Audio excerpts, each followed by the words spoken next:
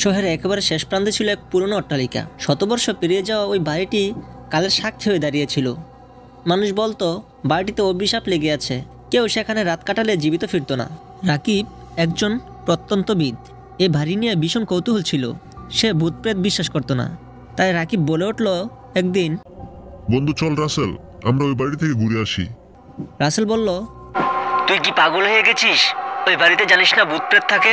তখন রাকিব বলল, তুই কি ভূতে বিশ্বাস করিস? তাহলে তো ওদের যাইতে হবে না, আমি একাই যাব। এই বলে বন্ধুকে চ্যালেঞ্জ দিয়ে সে ঠিক করলো রাত কাটাবে ওই অভিশপ্ত বাড়িতে। রাত 8টার দিকে রাকিব একটি টর্চ লাইট, ক্যামেরা আর নোটবুক নিয়ে বাড়ির ভেতরে ঢুকলো। বাতাস ভারী মনে হচ্ছিল, যেন চারপাশের দেয়ালগুলো ফিস ফিস করে কিছু বলছে।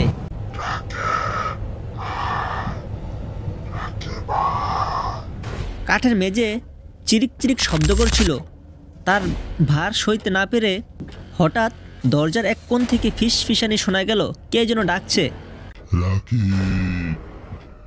সে চমকে তাকালো, কিন্তু কেউ নেই। হয়তো বাতাসের খেলা। হাসলো সে। তারপর এগিয়ে গেল আরো ভেতরে। বড় ঘরটিতে প্রবেশ করতেই হিম শীতল বাতাস লাগলো তার গায়ে।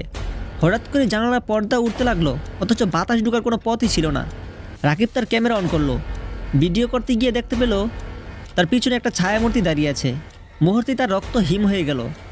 ভয়ে পিছনে তাকালো, কিন্তু কিছুই নেই। হঠাৎ পিছন থেকে আরও শ্বাস নেওয়ার শব্দ শুনতে পেল সে।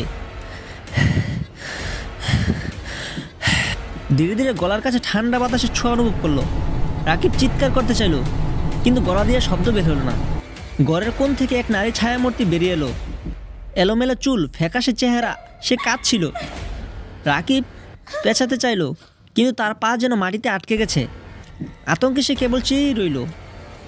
মেয়েটি ধীরে ধীরে এগিয়ে এলো আর করুণ সুরে বলল, আমার সাথে চল।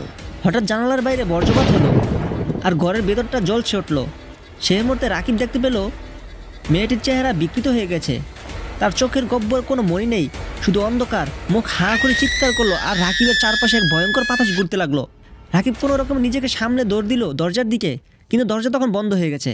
পেছনে তাকাতেই দেখলো মেঝেতে লেখা, এই বাড়ি আমার, তুমি আর বেরোতে পারবে না। পরদিন সকালে রাকিবের বন্ধুরা এসে দেখলো বাড়ির দরজা খোলা, কিন্তু রাকিবের কোনো চিহ্নই নেই। তার ক্যামেরাটা পড়ে আছে মেঝেতে, আর নোটবুকের শেষ পাতায় লেখা, সে আমাকে নিয়ে গেছে। তারপর থেকে কেউ আর রাকিবকে খুঁজে পায়নি, আর অভিশপ্ত বাড়ির গল্প আরও গা ছমছম হয়ে উঠল।